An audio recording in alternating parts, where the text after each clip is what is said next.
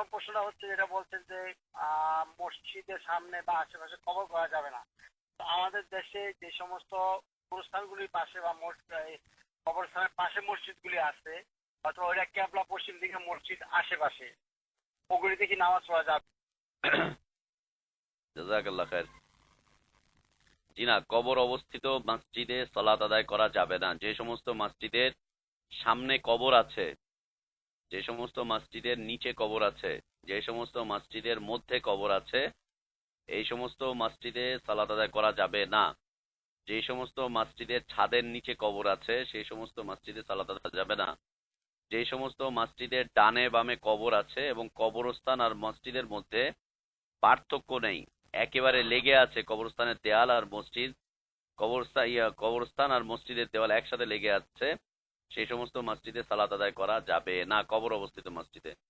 তবে যদি কবরস্থানের দেওয়ালটা পার্টিশন করা থাকে, আলাদা করা থাকে, এবং মাঝখান দিয়ে কোনো চলাচলের রাস্তা থাকে, কবরস্থান আলাদা বোঝা যায় এবং মসজিদ আলাদা বোঝা যায়, এবং কবরস্থানের দেওয়ালটা একদম আলাদা করা থাকে, মসজিদের দেওয়াল একদম আলাদা করা থাকে, দুইটা ভিন্ন জিনিস হয়ে থাকে, তাহলে সেখানে সালাত আদায় করা যাবে। তারপরেও নিষেধাজ্ঞা আছে যদি সামনে হয়।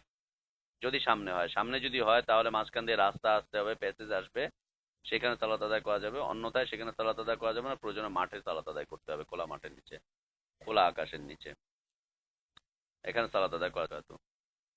মতিউর রহমান ভাই, আমার প্রশ্ন হলো,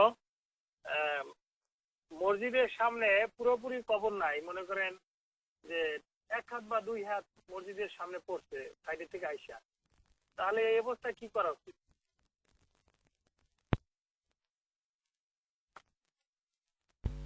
জি ভাইয়া, মসজিদের সামনে কবর আছে যদি, জি আমি কথা বুঝতে পেরেছি। মসজিদের সামনেই কবর, 1 হাত বা 2 হাত সামনে, তো এটা যদি কবরস্থানের জন্য আলাদা দেওয়াল না হয়, কবরস্থানের জন্য যদি আলাদা দেওয়াল না থাকে, দুইটার পার্টিশন আলাদা না থাকে, এখানে যদি পার্থক্যকারী কোনো রাস্তা না থাকে, তাহলে সেখানে সালাত আদায় করা যাবে না। আর এটার আরেকটা বিষয় আমাদেরকে খেয়াল রাখতে হবে, এটা আমাদের দেশে বিশাল ফিতনা, এটা বিশাল ফিতনা। জিনিসটা খেয়াল রাখতে হবে, যদি কবর আগে থাকে মসজিদ পরে হয়, তাহলে মসজিদকে সেখান থেকে সরিয়ে নিতে হবে। কবর আগে, পূর্ব থেকেই কবর ছিল, নতুন করে মসজিদ হয়েছে, তাহলে মসজিদকে ওইখান থেকে স্থানান্তরিত করতে হবে, অন্য জায়গায় সরিয়ে নিতে হবে, অথবা সেই মসজিদে সালাত আদায় বন্ধ করে দিতে হবে। দ্বিতীয়ত হচ্ছে, যদি মসজিদ আগে হয় কবর পরে হয়, তাহলে কবরকে সরিয়ে নিতে হবে, মসজিদ সেখানে টিকে থাকবে। কথা বলো, কথা হচ্ছে সেখানে শুধুমাত্র যদি মসজিদ আগে হয় কবর পরে হয়, তাহলে কবরস্থান সেখান থেকে সরিয়ে নিতে হবে, মসজিদ সেখানে টিকবে। যতক্ষণ কবর এখান থেকে সরানো না হবে ততক্ষণ তো সেখানে সালাত আদায় করা যাবে না, নিষিদ্ধ এই হাদিসগুলোর আলোকে।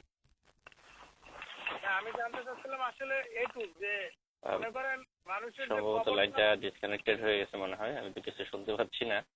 না, আমি লাইনে আছি, লাইনে আছে জি, লাইনে আছে জি। ভাই, আমার আরেকটু আমার জানার হ্যাঁ, শুনতে পারার চেষ্টা করলাম, মনে হয় লাইনটা ডিসকানেক্টেড হয়ে গেছে, কে লাইনে। খবরটা যে লম্বা হয় যে মনে করেন 5 হাত বা 6 হাত, এখান থেকে 2 হাত আয়া পড়ছে মসজিদের সামনে, বাকিটা মসজিদের বাইরে আছে, মানে বাইরে বলতে সাইডে 2 হাত মসজিদের সামনে আসছে আর কি, এই অবস্থায় আর কি। তাহলে কি মসজিদের ওখানে ভিতরে মসজিদ কমাই দিয়ে ওয়াল দিয়ে দিলে তারপর নামাজ পড়া যাবে কিনা?